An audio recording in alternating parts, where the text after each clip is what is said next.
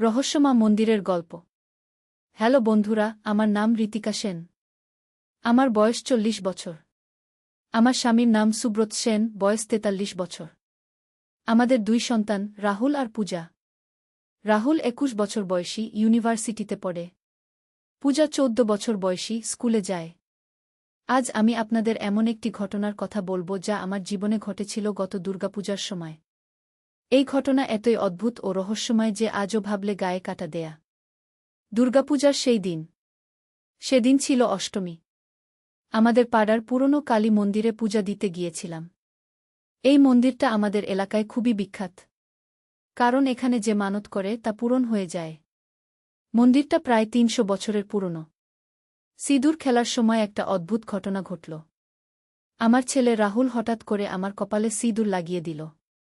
কিন্তু সেটা সাধারণ সিঁদুর লাগানো নয়। সে বিবাহিত মহিলাদের মতো করে আমার কপালের মাঝখানে টিকার মতো করে সিঁদুর লাগিয়ে দিল। আমি অবাক হয়ে বললাম, রাহুল, এভাবে কেন দিলি? সে হেসে বলল, তুমি তো বিবাহিত নারী, মা। তোমার কপালে এভাবেই সিঁদুর থাকা উচিত কে? মন্দিরের অন্যান্য মহিলারা আমার কপাল দেখে বুঝতে পারলেন যে আমি বিবাহিত। একজন আন্টি এসে বললেন, বুমা, তোমার ছেলে কিন্তু খুব ভালো। মায়ের প্রতি এত যত্নশীল। আমি কিছু বলার আগেই রাহুল বলল, জি আন্টি, আমি আমার মায়ের খুব যত্ন নেই। উনি আমার কাছে পৃথিবীর সবচেয়ে সুন্দর মহিলা। অদ্ভুত অনুভূতি। মন্দির থেকে বেরিয়ে আমি রাহুলকে বললাম, তুই এভাবে কেন বলছিস সবার কাছে? সে আমার হাত ধরে বলল, মা, আমি যা বলেছি সবই সত্যি। তুমি আমার জীবনের সবচেয়ে গুরুত্বপূর্ণ মানুষ। এই সিঁদুর তোমার সৌন্দর্য আরও বাড়িয়ে দিয়েছে। কপালের সিঁদুর এখনও জ্বালা করছিল। রাস্তার সবাই আমাকে নতুন বউয়ের মতো দেখছিল। আমি ভাবছিলাম, এই সিঁদুর কি সত্যিই আমার জীবনে কোনো পরিবর্তন আনবে? বাড়ি ফিরে এসে আমি দেখলাম আমার স্বামী সুব্রত একটা পুরনো বই নিয়ে বসে আছে। বইটা দেখে আমার চোখ বড় হয়ে গেল। এটা ছিল আমাদের পারিবারিক ইতিহাসের বই। এটা কোথা থেকে পেলি? আমি জিজ্ঞেস করলাম। আজ দাদার পুরনো ট্রাঙ্ক খুলেছিলাম। এর মধ্যে এই বইটা পেয়েছি, সুব্রত জবাব দিল। রহস্যের সূচনা। বইটা খুলে পড়তে শুরু করলাম। এর মধ্যে আমাদের পূর্বপুরুষদের অনেক কাহিনী লেখা ছিল। হঠাৎ একটা পাতা চোখ আটকে গেল। সেখানে লেখা ছিল, কালী মন্দিরের সিঁদুর যদি কোনো মহিলার কপালে বিশেষভাবে লাগানো হয়, তাহলে সেই মহিলার জীবনে অবিশ্বাস্য ঘটনা ঘটতে শুরু করে। কি? আমার হৃদস্পন্দন বেড়ে গেল। এই বই অনুযায়ী, যে মহিলার কপালে এভাবে সিঁদুর লাগানো হয়, তিনি পরবর্তী ৭ দিনের মধ্যে কোনো গুপ্তধন বা রহস্যের সন্ধান পান। এটা কি সত্যি হতে পারে? আমি মনে মনে ভাবলাম। সেই রাতে আমার খুব অদ্ভুত একটা স্বপ্ন হল। আমি দেখলাম একজন পুরনো সাধু আমাকে বলছেন, তোমার ঘরের নিচে একটা গুপ্ত সুড়ঙ্গ আছে। সেখানে তোমার পূর্বপুরুষদের লুকানো সম্পদ আছে। গুপ্ত সুড়ঙ্গের খোঁজ। পরের দিন সকালে ঘুম থেকে উঠে আমি স্বপ্নের কথা সবাইকে বললাম। প্রথমে সবাই হাসাহাসি করল। কিন্তু রাহুল বলল, মা, চলো একবার দেখি তো। হয়তো সত্যিই কিছু আছে। আমরা বাড়ির মেঝে পরীক্ষা করতে শুরু করলাম। হঠাৎ পূজা চিৎকার করে উঠল, মা, এখানে মেঝের আওয়াজ আলাদা। সত্যি? সেই জায়গায় পা দিলে মেঝেতে ফাঁপা আওয়াজ হচ্ছিল। আমরা সেই জায়গার মেঝে তুলে ফেললাম। নিচে দেখলাম একটা পুরনো পাথরের সিঁড়ি নেমে গেছে। সাহস করে নিচে নামলাম। নিচে একটা ছোট ঘর। সেখানে অনেক পুরনো জিনিসপত্র। কিন্তু সবচেয়ে অবাক করার ব্যাপার হল, সেখানে আমাদের পূর্বপুরুষদের অনেক গুরুত্বপূর্ণ দলিল দস্তাবেজ পেলাম। অবিশ্বাস্য আবিষ্কার। সেই কাগজপত্রের মধ্যে একটা মানচিত্র পেলাম। মানচিত্রে দেখানো ছিল আমাদের এলাকার একটা পুরনো বাগানবাড়ির অবস্থান। সেখানে লেখা ছিল এই বাড়িটা আমাদের পূর্বপুরুষদের ছিল। পরের দিন আমরা সেই জায়গায় গেলাম। দেখলাম সেখানে একটা পুরনো বাড়ি আছে। বাড়িটা এখন জঙ্গলে ঢাকা। বাড়িতে ঢুকে আরও অবাক হলাম। সেখানে আমাদের পূর্বপুরুষদের অনেক মূল্যবান জিনিস পেলাম। পুরনো সোনার গহনা, রূপার বাসনপত্র এবং অনেক প্রাচীন বই। কিন্তু সবচেয়ে বড় আবিষ্কার ছিল একটা চিঠি। সেই চিঠিতে লেখা ছিল আমাদের পূর্বপুরুষ একজন গুপ্ত স্বাধীনতা সংগ্রামী ছিলেন। তিনি ব্রিটিশদের থেকে লুকিয়ে এই সম্পদ রেখে গিয়েছিলেন। রহস্যের সমাধান। চিঠিতে আরও লেখা ছিল যে এই সম্পদ তখনই পাওয়া যাবে যখন পরিবারের কোনো মহিলা কালী মন্দিরের সিঁদুর বিশেষভাবে কপালে ধারণ করবেন। কারণ আমাদের পূর্বপুরুষ মা কালীর খুব ভক্ত ছিলেন। আমি বুঝতে পারলাম রাহুল যেভাবে আমার কপালে সিঁদুর লাগিয়েছিল সেটা নিছক কাকতালীয় নয়। এটা ছিল ভাগ্যের লিখন। আমরা সেই সম্পদ দিয়ে একটা দাতব্য সংস্থা গড়ে তুললাম। কারণ আমাদের পূর্বপুরুষের চিঠিতে লেখা ছিল এই সম্পদ মানুষের সেবায় ব্যবহার করতে হবে। উপসংহার: আজ ৩ বছর হয়ে গেছে সেই ঘটনার। আমাদের দাতব্য সংস্থার মাধ্যমে অনেক গরিব পরিবারকে সাহায্য করতে পেরেছি। অনেক শিশুর পড়াশোনার ব্যবস্থা করেছি। রাহুল এখন আমাকে বলে, মা, সেদিন আমি জানতাম না কেন তোমার কপালে সিঁদুর লাগিয়েছিলাম। মনে হচ্ছিল কেউ যেন আমাকে বলছে এটা করতে গু। আমি মনে করি আমাদের পূর্বপুরুষের আত্মা আমাদের সাহায্য করেছিল। মা কালীর আশীর্বাদে আমরা এই গুপ্তধনের সন্ধান পেয়েছিলাম। এই ঘটনা আমাকে শিখিয়েছে যে জীবনে কিছুই কাকতালীয় নয়। সব কিছুরই একটা কারণ আছে। আর পূর্বপুরুষদের আশীর্বাদ সবসময় আমাদের সাথে থাকে। আজও যখন মন্দিরে যাই সেই দিনের কথা মনে পড়ে যায়। মনে হয় মা কালী সত্যিই আমাদের উপর কৃপা করেছিলেন। এই গল্পের মাধ্যমে আমি বলতে চাই, আমাদের পূর্বপুরুষদের প্রতি শ্রদ্ধা রাখুন। তাদের রেখে যাওয়া ঐতিহ্য ও সংস্কৃতিকে ধরে রাখুন। কখনো জানি না কোন দিন সেটা আমাদের জীবনে বড় পরিবর্তন এনে দিতে পারে। আর হ্যাঁ, সন্তানদের ভালোবাসুন। রাহুলের সেই ছোট্ট কাজটাই আমাদের জীবনে এত বড় পরিবর্তন এনে দিয়েছে। নতুন রহস্যের সূত্রপাত। কিন্তু গল্পটা এখানেই শেষ নয়। সেই দাতব্য সংস্থা চালু করার ৩ মাস পর আরও একটা অদ্ভুত ঘটনা ঘটল। একদিন সকালে আমি দেখলাম আমাদের বাগানে একটা অচেনা গাছ জন্মেছে। গাছটা দেখতে একদম আলাদা। এর পাতাগুলো ছিল রূপালি রঙের।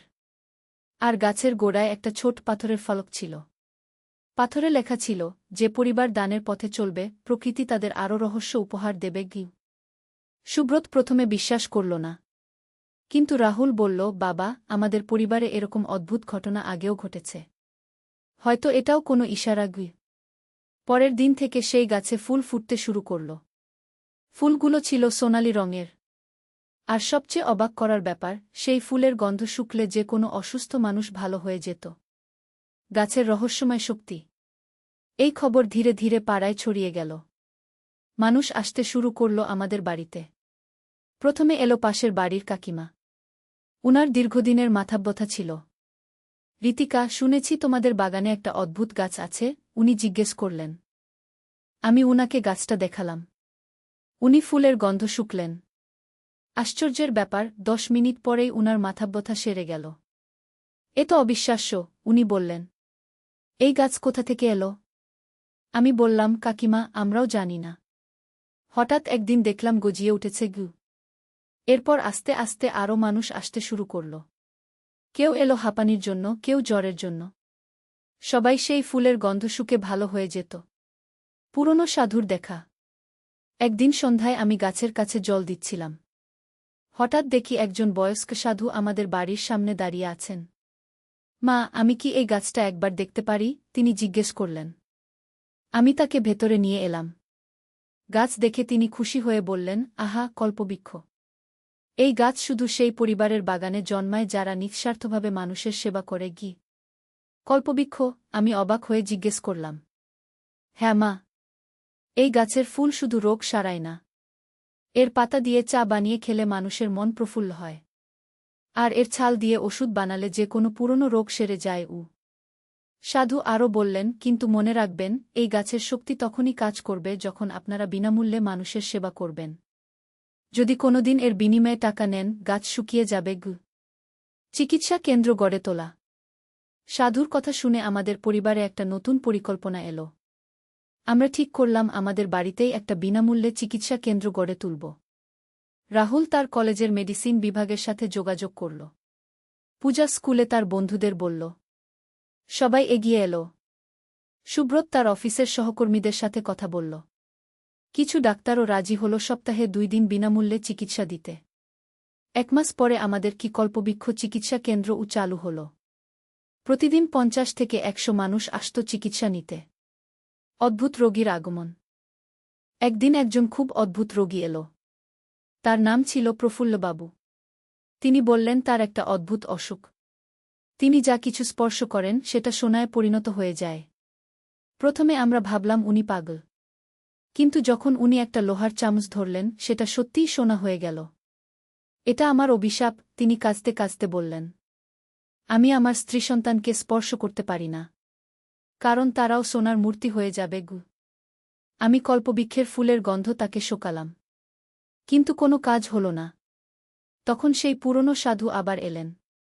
এই অভিশাপ সাধারণ নয়, তিনি বললেন। এটা দূর করার জন্য বিশেষ পদ্ধতি লাগবে গু। অভিশাপ মুক্তির উপায়। সাধু আমাদের বললেন, কল্পবৃক্ষের গোড়ায় পূর্ণিমার রাতে একটা বিশেষ পূজা করতে হবে।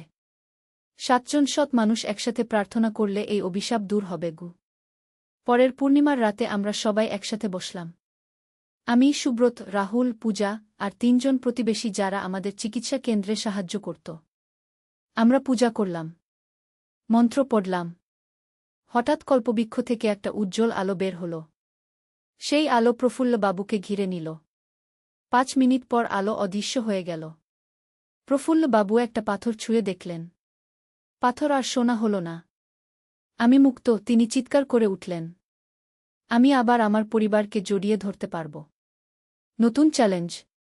প্রফুল্লবাবুর অভিশাপ দূর হওয়ার পর আমাদের চিকিৎসা কেন্দ্রের খ্যাতি দূর দূরান্তে ছড়িয়ে গেল। মানুষ অন্য জেলা থেকেও আসতে শুরু করল। কিন্তু একদিন একটা বড় সমস্যা দেখা দিল। কিছু স্থানীয় ডাক্তার আমাদের বিরুদ্ধে অভিযোগ করল। তারা বলল আমরা লাইসেন্স ছাড়া চিকিৎসা দিচ্ছি। প্রশাসনের লোকজন এসে আমাদের কেন্দ্র বন্ধ করে দেওয়ার হুমকি দিল। সেই রাতে আমি কল্পবৃক্ষের নিচে বসে কাঁদছিলাম। হে ভগবান, আমরা তো শুধু মানুষের ভালো করার চেষ্টা করছি। এখন কি করব? হঠাৎ সেই সাধু আবার এলেন। চিন্তা করো না মা। সত্যিকারের সেবার কখনো পরাজয় হয় না আগে। সমাধানের পথ। পরের দিন আমাদের কাছে একজন বিশিষ্ট আইনজীবী এলেন। তিনি বললেন, আমি আপনাদের চিকিৎসা কেন্দ্রের কথা শুনেছি। আমার মেয়ের অসুখ এখানে ভালো হয়েছে। আমি আপনাদের আইনি সাহায্য করতে চাই। তিনি আমাদের বললেন কিভাবে একটা বৈধজ্ঞ হিসেবে নিবন্ধন করতে হয়, কিভাবে সরকারি অনুমোদন নিতে হয়। রাহুল বলল, মা, আমি মেডিসিনে ভর্তি হব। তাহলে আমি এই কেন্দ্রের প্রধান ডাক্তার হতে পারব। আমি খুশি হয়ে বললাম, সেটাই ভালো। আমাদের পরিবারের ঐতিহ্য অনুযায়ী তুই মানুষের সেবা করবি গে। 3 মাস পর আমাদের সব কাগজপত্র ঠিক হয়ে গেল। কল্পবৃক্ষ হিলিং সেন্টার একটা সরকার স্বীকৃত প্রতিষ্ঠান হিসেবে কাজ শুরু করল। রহস্যের নতুন মোড। কিন্তু আমাদের জীবনে রহস্য এখানেই শেষ নয়। সেই সাধুর সাথে আমাদের শেষ কথা হওয়ার 1 বছর পর আবার তিনি এলেন। এবার তার হাতে একটা পুরনো বই। ঋতিকা মা, এই বইটা তোমাদের জন্য গু। বইটা খুলে দেখলাম সেটা আমাদের পূর্বপুরুষদের লেখা। কিন্তু এই বইটা আগের থেকে আলাদা। এতে লেখা ছিল ভবিষ্যতের কথা। তোমাদের পরিবারের পরবর্তী প্রজন্ম একদিন সারা বিশ্বে মানুষের সেবা করবে। কল্পবৃক্ষের মতো আরও অনেক অলৌকিক গাছ তাদের সাহায্য করবে গে।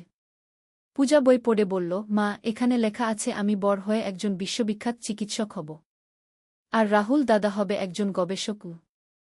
সাধু হাসলেন। সবকিছু ঠিক সময়ে ঘটবে। তোমাদের শুধু সৎ পথে থাকতে হবে গি। বর্তমান অবস্থা। আজ 5 বছর হয়ে গেছে সেই প্রথম দিনের ঘটনার। আমাদের চিকিৎসা কেন্দ্রে এখন 15 জন ডাক্তার কাজ করেন। রাহুল মেডিসিনের 3য় বর্ষের ছাত্র। পূজা বিজ্ঞানে খুব ভালো রেজাল্ট করছে। কল্পবৃক্ষ এখনও আমাদের বাগানে দাঁড়িয়ে আছে। প্রতিদিন শত শত মানুষ এসে এর ছায়ায় বসে। অনেকে সুস্থ হয়ে যান। গত মাসে একটা বিদেশি গবেষক দল এসেছিল। তারা কল্পবৃক্ষ নিয়ে গবেষণা করতে চায়। কিন্তু আমরা বলেছি, এই গাছ এখান থেকে নড়ানো যাবে না। এই গাছের শক্তি এই মাটিতেই। অন্য জায়গায় নিয়ে গেলে এর ক্ষমতা চলে যাবে, আমি তাদের বুঝিয়ে বলেছি। আরেকটি রহস্য। কিছুদিন আগে আমি বাগানে কাজ করার সময় কল্পবৃক্ষের গোড়ায় আরেকটা ছোট্ট গাছ দেখতে পেয়েছি। সেটাও রূপালী পাতার, কিন্তু আকারে অনেক ছোট। রাহুল বলল, মা, হয়তো কল্পবৃক্ষের বংশবিস্তার হচ্ছে। সেই ছোট গাছটাতেও ছোট ছোট সোনালি ফুল ফুটেছে। কিন্তু এর গন্ধ আলাদা। এই ফুলের গন্ধ শুকলে মানুষের মনের দুঃখ কমে যায়। আমি বুঝতে পারছি, আমাদের পরিবারের সাথে প্রকৃতির একটা বিশেষ সম্পর্ক আছে। যত বেশি আমরা মানুষের সেবা করছি, তত বেশি প্রকৃতি আমাদের সাহায্য করছে। কাল পূজা বলল, মা, আমি বড় হয়ে পশুপাখিদের চিকিৎসা করব। তাদেরও তো সেবা দরকার। আমি বললাম, খুব ভালো কথা। তোর পূর্বপুরুষরা নিশ্চয়ই খুশি হবেন গো। এভাবে আমাদের পরিবারের রহস্যময় যাত্রা চলতে থাকে। প্রতিদিন নতুন কিছু ঘটে। নতুন মানুষ আসে সাহায্যের জন্য। আর আমরা সবার সেবা করার চেষ্টা করি। এই গল্প শেষ হওয়ার নয়। এটা একটা অসমাপ্ত কাহিনী। কারণ যতদিন মানুষের কষ্ট আছে ততদিন আমাদের সেবার কাজ চালিয়ে যেতে হবে। আর কে জানে, হয়তো আগামীকালই আরেকটা নতুন রহস্যের সূচনা হবে আমাদের জীবনে। আল্লাহর রহমত ও মানুষের ধৈর্যের গল্প। প্রথম অধ্যায়, পরীক্ষার শুরু। অনেক দিন আগের কথা। এক ছোট্ট শহরে একটি পরিবার বাস করত। পিতা ছিলেন একজন সৎ ব্যবসায়ী, মা ছিলেন অত্যন্ত ধার্মিক, আর তাদের 2 সন্তান, একটি ছেলে ও একটি মেয়ে। এই পরিবারটি তাদের ধর্মীয় দায়িত্ব যথাযথভাবে পালন করত এবং সবসময় মানুষের উপকার করার চেষ্টা করত। পিতা প্রতিদিন সকালে ফজরের নামাজ পড়ে দোকানে যেতেন। তার দোকানে কাপড়ের ব্যবসা ছিল।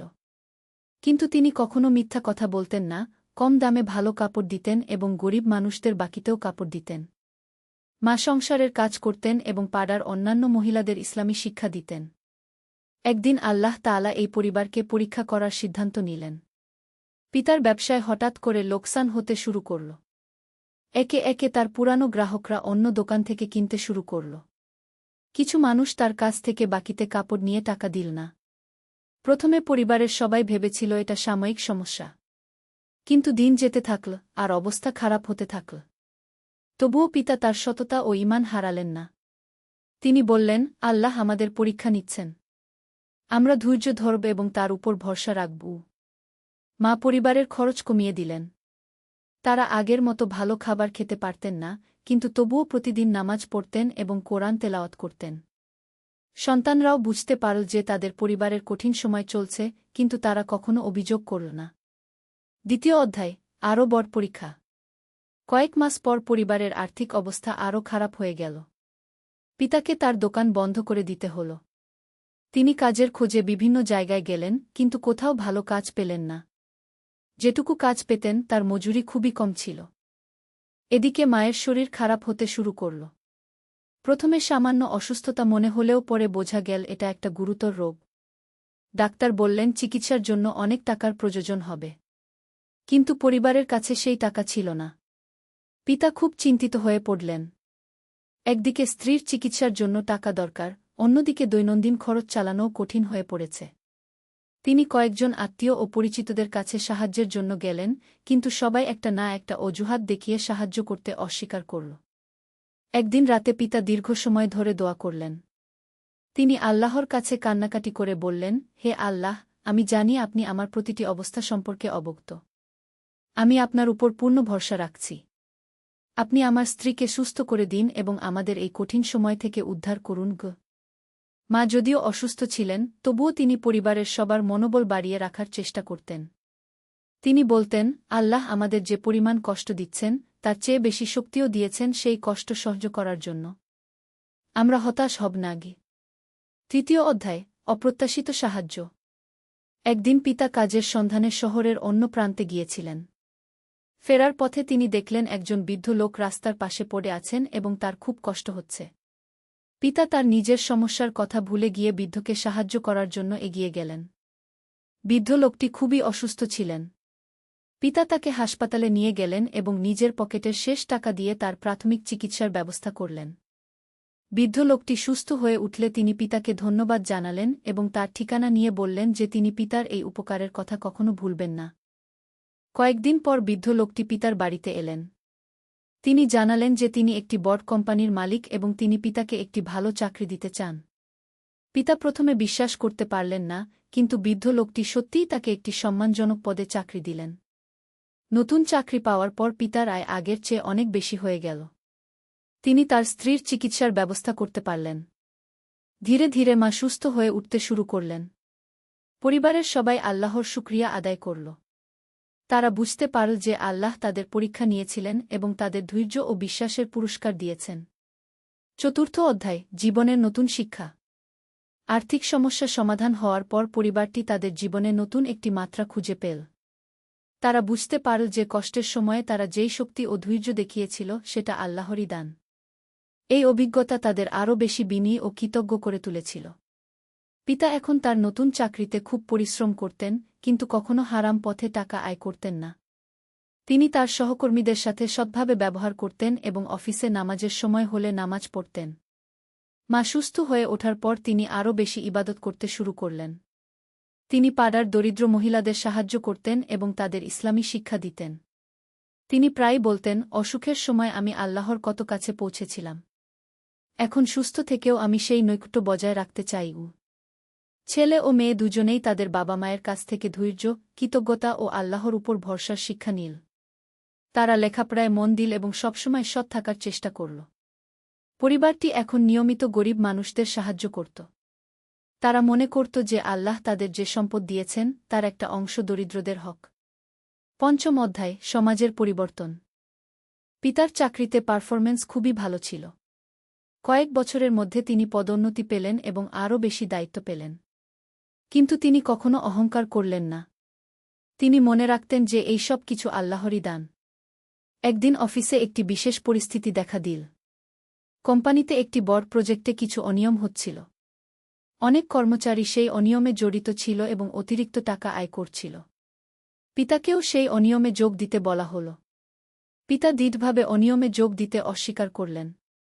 তিনি বললেন, আমি হারাম টাকা স্পর্শ করব না, যদিও তার জন্য আমার চাকরি চলে যায়। ও অন্যান্য কর্মচারীরা তাকে বোকা বলল এবং বলল যে তিনি একটা সুযোগ হাতছাড়া করছেন।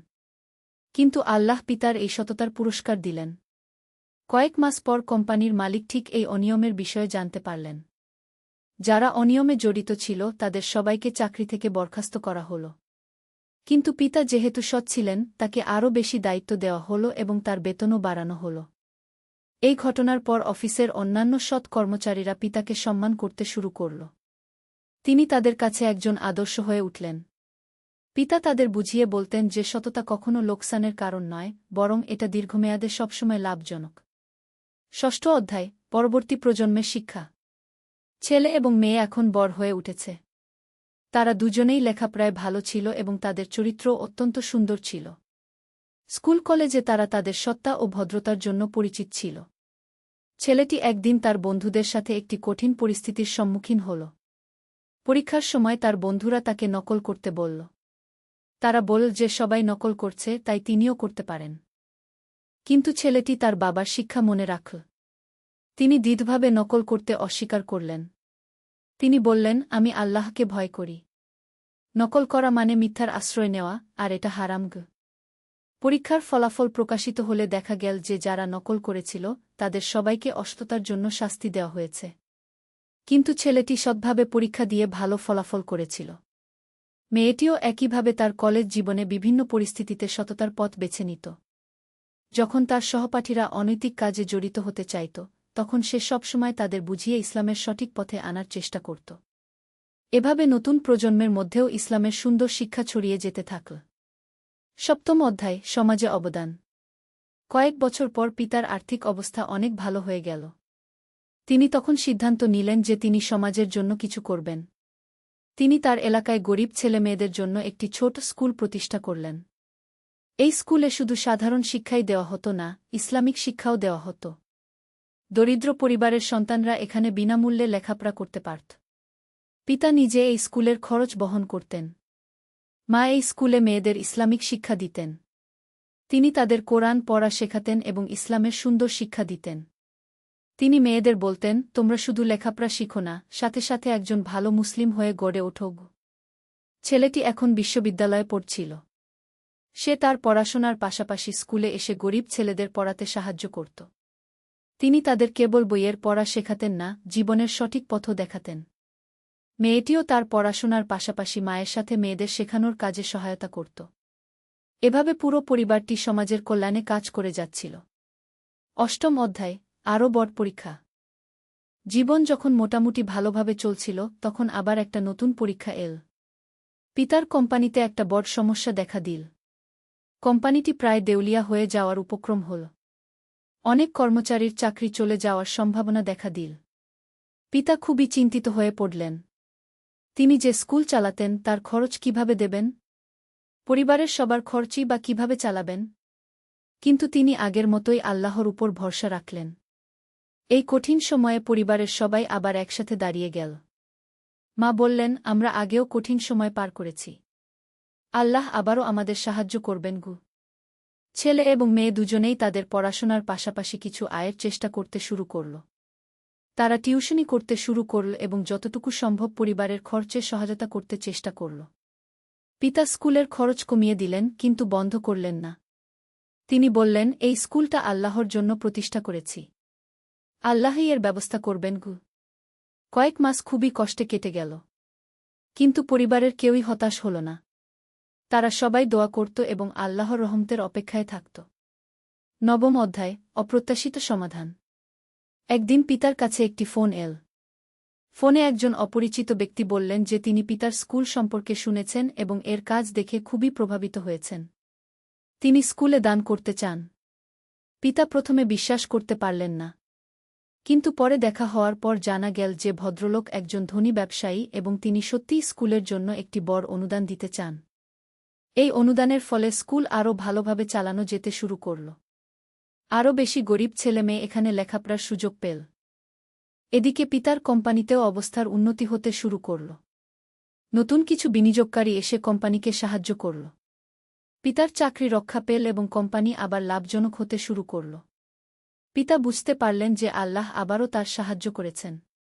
তিনি আরও বেশি কৃতজ্ঞতার সাথে আল্লাহর শুকরিয়া আদায় করলেন। দশম অধ্যায়, গানের বিস্তার।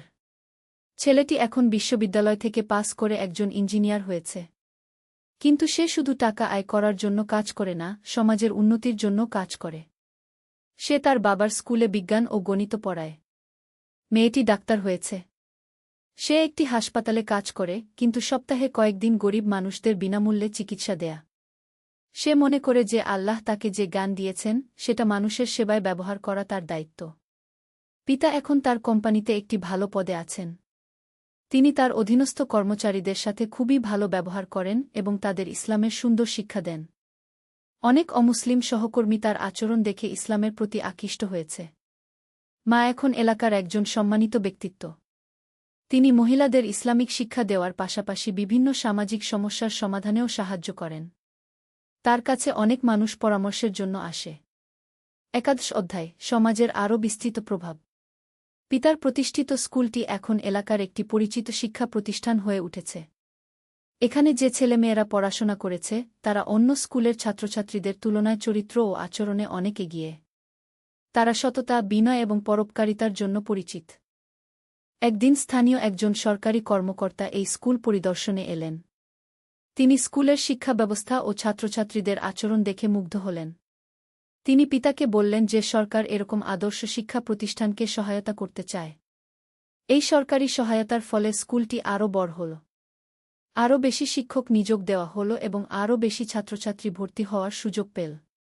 কিন্তু সবচেয়ে গুরুত্বপূর্ণ বিষয় হল স্কুলের মূল উদ্দেশ্য অর্থাৎ ইসলামিক মূল্যবোধ ভিত্তিক শিক্ষা অক্ষুণ্ণ রইল। ছেলেটি এখন একজন সফল ইঞ্জিনিয়ার হিসেবে নিজের ক্যারিয়ার গড়ে তুলেছে। কিন্তু তার সফলতা তাকে অহংকারী করেনি। সে এখন তার এলাকায় একটি টেকনিক্যাল ইনস্টিটিউট প্রতিষ্ঠার পরিকল্পনা করছে যেখানে গরিব ছেলেমেয়েরা কারিগরি শিক্ষা নিতে পারবে। মেয়েটি ডাক্তার হিসেবে দারুণ সুনাম অর্জন করেছে। কিন্তু তার সবচেয়ে বড় পরিচয় হল তার মানবিকতা। সে গরিব রোগীদের বিনামূল্যে চিকিৎসা দেয় এবং প্রয়োজনে ওষুধের টাকাও দিয়ে দেয়। অনেক মানুষ তাকে ফেরেশতার সাথে তুলনা করে। দ্বাদশ অধ্যায়, নতুন প্রজন্মের দায়িত্ব। ছেলেটি এবং মেয়েটি এখন বিবাহযোগ্য বয়সে পৌঁছেছে। তাদের বাবা মা তাদের জন্য এমন জীবনসঙ্গী খুঁজে দিতে চান যারা ইসলামিক মূল্যবোধে বিশ্বাসী এবং দিনদার। ছেলেটির বিয়ে হল এমন এক মেয়ের সাথে যে নিজেও একজন শিক্ষিত এবং ধর্মভীরু। তাদের দুজনের স্বপ্ন হল একটি আদর্শ ইসলামিক পরিবার গড়ে তোলা এবং সমাজের সেবা করা। মেয়েটির বিয়ে হল একজন ধার্মিক ডাক্তারের সাথে। তারা দুজনে মিলে একটি চ্যারিটি ক্লিনিক খোলার পরিকল্পনা করছে যেখানে দরিদ্র মানুষজন বিনামূল্যে চিকিৎসা পাবে। এভাবে নতুন প্রজন্ম তাদের পূর্বপুরুষদের আদর্শ অনুসরণ করে এগিয়ে চলেছে। তারা বুঝেছে যে জীবনের প্রকৃত সফলতা কেবল অর্থসম্পদে নয়, বরং আল্লাহর সন্তুষ্টি অর্জন এবং মানুষের কল্যাণ করায়। ত্রয়োদশ অধ্যায়, পরবর্তী প্রজন্মের জন্মে। কয়েক বছর পর ছেলেটি ও তার স্ত্রীর একটি সন্তান হল। মেয়েটি ও তার স্বামীরও সন্তান হল। এখন পরিবারে নতুন একটি প্রজন্মের আগমন ঘটেছে। পিতা এবং মা এখন দাদা দাদি হয়েছেন। তারা তাদের নাতিনাতনীদের শৈশব থেকেই ইসলামের সুন্দর শিক্ষা দিতে শুরু করেছেন। ছোট্ট শিশুদের কাছে তারা আল্লাহ, রাসূল, এবং ইসলামের গল্প বলেন।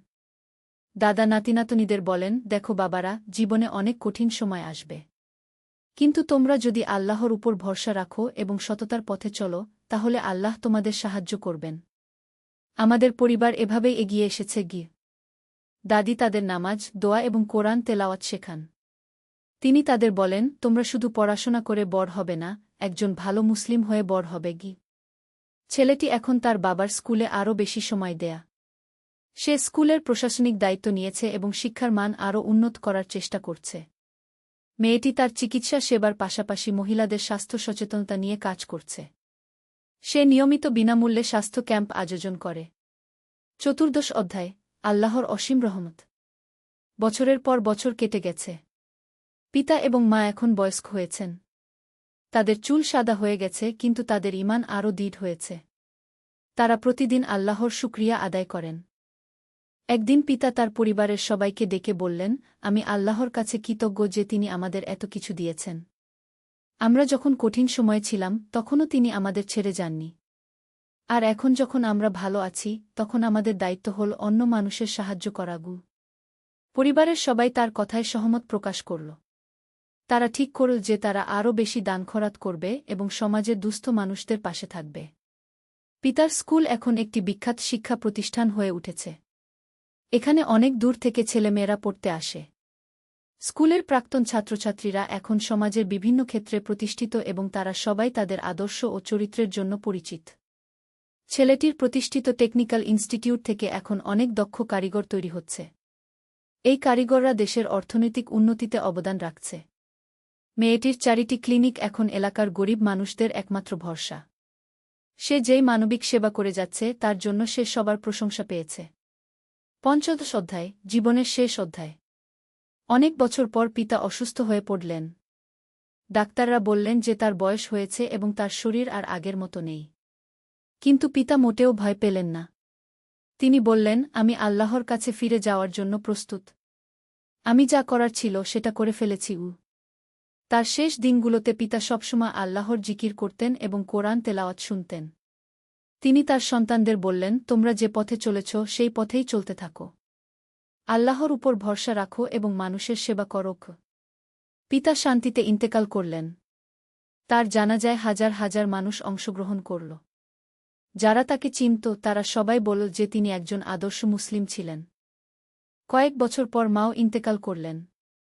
তিনিও তার শেষ মুহূর্তে শান্তিতে ছিলেন এবং আল্লাহর নাম জপ করতে করতে দুনিয়া ত্যাগ করলেন।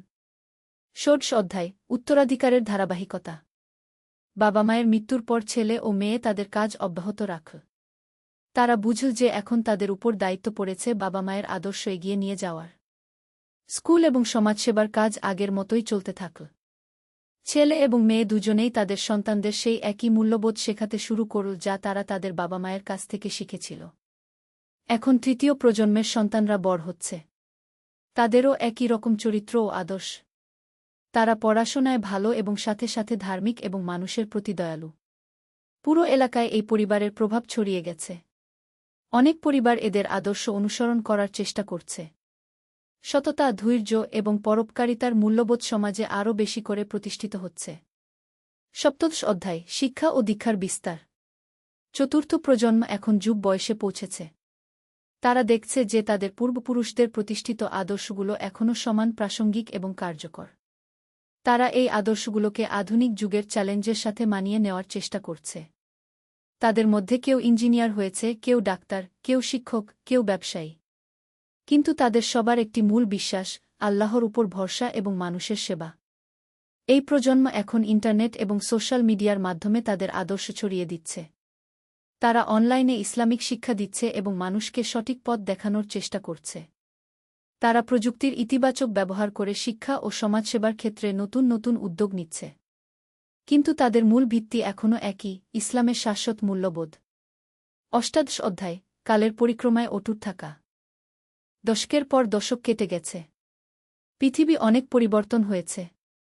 নতুন নতুন প্রযুক্তি এসেছে, সমাজ পাল্টেছে, কিন্তু এই পরিবারের মূল মূল্যবোধ অপরিবর্তিত রয়ে গেছে।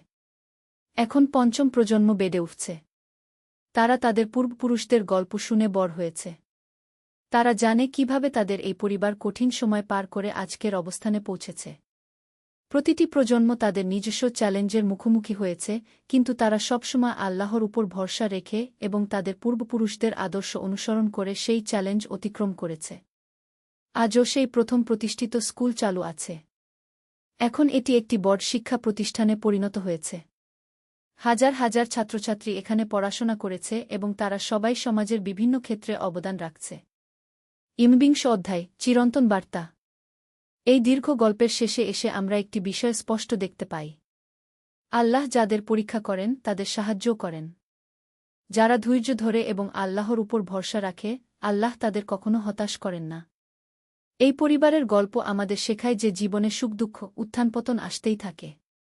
কিন্তু যারা সৎ থাকে, নামাজ কালাম ছাড়ে না এবং মানুষের উপকার করে, আল্লাহ তাদের উপর সন্তুষ্ট থাকেন। এই গল্প আরও শেখায় যে ইসলামের শিক্ষা কেবল ব্যক্তিগত জীবনেই কার্যকর নয়, পারিবারিক ও সামাজিক জীবনেও এর ইতিবাচক প্রভাব রয়েছে। যে পরিবার ইসলামের মূল্যবোধ অনুসরণ করে, সেই পরিবার থেকে ভালো সন্তান জন্মে এবং সমাজে ভালো প্রভাব ছড়িয়ে দেয়। অবশেষে এই গল্পের মূল বার্তা হল, আল্লাহর উপর পূর্ণ আস্থা রাখুন, সৎ থাকুন, ধৈর্য ধরুন এবং মানুষের সেবা করুন। আল্লাহ আপনাকে কখনো নিরাশ করবেন না। বিংশ অধ্যায়, শেষ কথা ও শিক্ষণীয় বিষয়। এই গল্পের প্রতিটি অধ্যায়ে আমরা দেখেছি কিভাবে একটি পরিবার তাদের ঈমান ও আখলাক দিয়ে জীবনের প্রতিটি চ্যালেঞ্জ মোকাবেলা করেছে। তাদের জীবন থেকে আমরা অনেক শিক্ষা নিতে পারি। ধৈর্যের গুরুত্ব, জীবনে যখন কঠিন সময় আসে তখন ধৈর্য হারিয়ে ফেললে চলে না। আল্লাহ ধৈর্যশীলদের ভালোবাসেন এবং তাদের সাহায্য করেন। সততার মূল্য, পৃথিবীতে মিথ্যা বলে বা অসৎ উপায়ে অনেক কিছু পাওয়া যায়, কিন্তু সেটা স্থায়ী হয় না। সততার পথে চললে হয়তো দেরি হয়, কিন্তু ফলাফল সবসময় ভালো হয়। দান ও সেবার ফলাফল, যারা অন্যের উপকার করে, আল্লাহ তাদের উপকার করেন। দান করলে সম্পদ কমে না, বরং বৃদ্ধি পায়। পারিবারিক বন্ধনের শক্তি, যেই পরিবারের সবাই একসাথে থাকে এবং একে অপরকে সাহায্য করে, সেই পরিবার যেকোনো বিপদ মোকাবেলা করতে পারে। শিক্ষার গুরুত্ব, শিক্ষা শুধু চাকরি পাওয়ার জন্য নয়, একজন ভালো মানুষ হওয়ার জন্য প্রয়োজন। ইসলামিক শিক্ষা চরিত্র গঠনে সাহায্য করে। আল্লাহর উপর ভরসার ফল, যারা আল্লাহর উপর পূর্ণ ভরসা রাখে এবং তার কাছে দোয়া করে, আল্লাহ তাদের এমনভাবে সাহায্য করেন যেটা তারা কল্পনাও করতে পারে না। এই গল্প আমাদের মনে করিয়ে দেয় যে আল্লাহর রহমত অসীম। তিনি আমাদের পরীক্ষা করেন ঠিকই, কিন্তু সেই পরীক্ষায় উত্তীর্ণ হলে তিনি আমাদের অনেক বেশি পুরস্কার দেন। আসুন আমরা সবাই এই গল্প থেকে শিক্ষা নিয়ে আমাদের জীবনে ইসলামের সুন্দর শিক্ষাগুলো বাস্তবায়ন করি। আল্লাহ আমাদের সবাইকে সঠিক পথে চলার তৌফিক দিন এবং দুনিয়া ও আখিরাতে কল্যাণ দান করুন। আমিন। সমাপনী, এই গল্প একটি দীর্ঘ পারিবারিক ইতিহাসের মাধ্যমে ইসলামের চিরন্তন মূল্যবোধগুলো তুলে ধরেছে। এটি আমাদের দেখায় যে সঠিক পথে চললে জীবনের প্রতিটি ক্ষেত্রে সফলতা আসে এবং সেই সফলতা কেবল ব্যক্তিগত নয়, সামাজিকও।